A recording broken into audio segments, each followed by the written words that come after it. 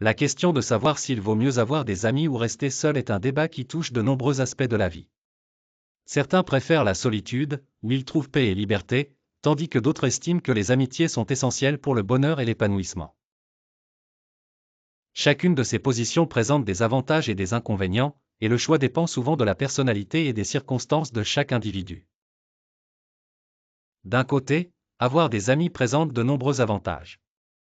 Les relations amicales offrent du soutien émotionnel, surtout pendant les périodes difficiles. Par exemple, lorsqu'on traverse une rupture ou un problème au travail, avoir un ami proche à qui se confier peut aider à alléger le fardeau. En outre, les amis peuvent partager des moments de joie, d'aventure et de découverte, enrichissant ainsi l'expérience de la vie. Les études montrent également que les personnes qui entretiennent des relations sociales fortes ont tendance à être plus heureuses et à vivre plus longtemps.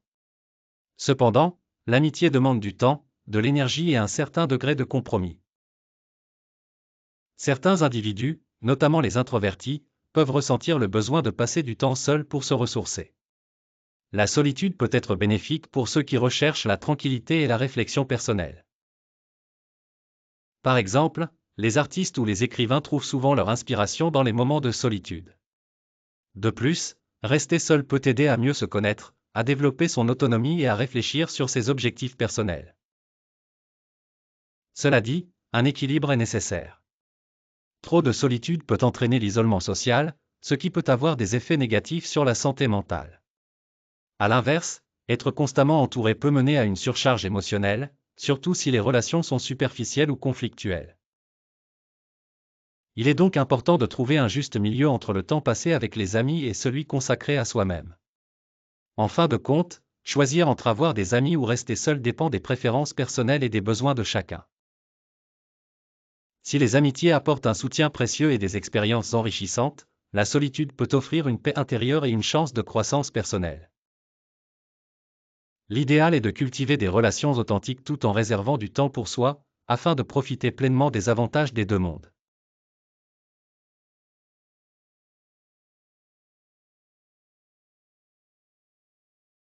La solitude est souvent perçue de manière ambivalente, tantôt elle est valorisée comme un moment de calme et de ressourcement, tantôt elle est redoutée comme une forme d'isolement et de détresse.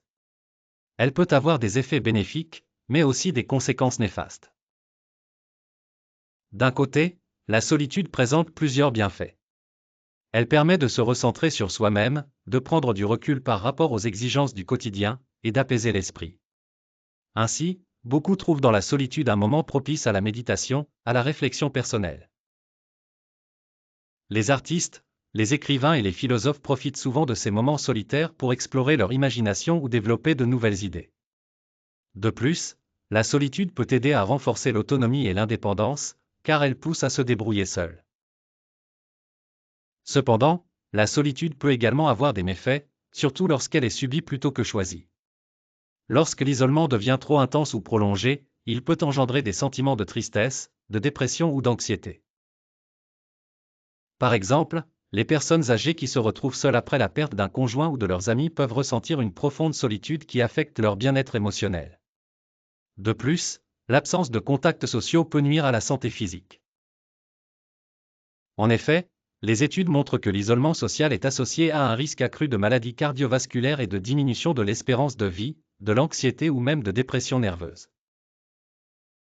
En somme, la solitude, lorsqu'elle est bien gérée, peut être une source de paix et de développement personnel, de concentration, de connaissance de soi, de méditation pour connaître Dieu et l'immensité de l'univers. Mais lorsqu'elle est subie, elle peut se transformer en un véritable fardeau, nuisant à la santé physique et mentale. La solitude peut être à la fois bénéfique et néfaste, selon la manière dont elle est vécue, selon la personne et l'environnement. Elle peut offrir des moments précieux de réflexion, de créativité et de croissance personnelle. Imposée, elle peut mener à l'isolement social, à la détresse émotionnelle et à des problèmes de santé. On ne parle pas ici de l'isolement des prisonniers. En guise de conclusion, je peux affirmer que la solitude peut être à la fois bénéfique et néfaste, selon la manière dont elle est vécue et choisie, car elle peut aussi bien offrir des moments précieux de réflexion que de créativité et de croissance personnelle. En revanche, si elle est forcée, elle peut mener à l'isolement social, la personne est alors sans savoir de ce qui se passe réellement dans son entourage et dans le monde externe. il est toujours ignorant des nouveautés scientifiques et sociales ou politiques. Or, bon nombre de personnes la choisissent de bon gré et applaudissant ainsi le dicton de Jean-Paul Sartre, le philosophe français, l'autre c'est l'enfer. Auquel je joins parfaitement mon point de vue personnel.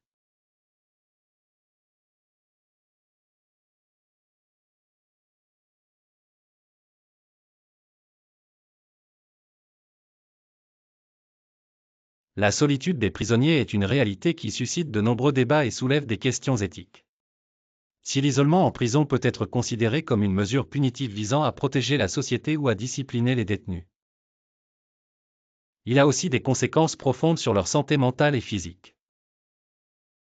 Comprendre les effets de cette solitude imposée permet de réfléchir aux enjeux de l'incarcération et à la nécessité d'adopter des pratiques respectueuses des droits humains.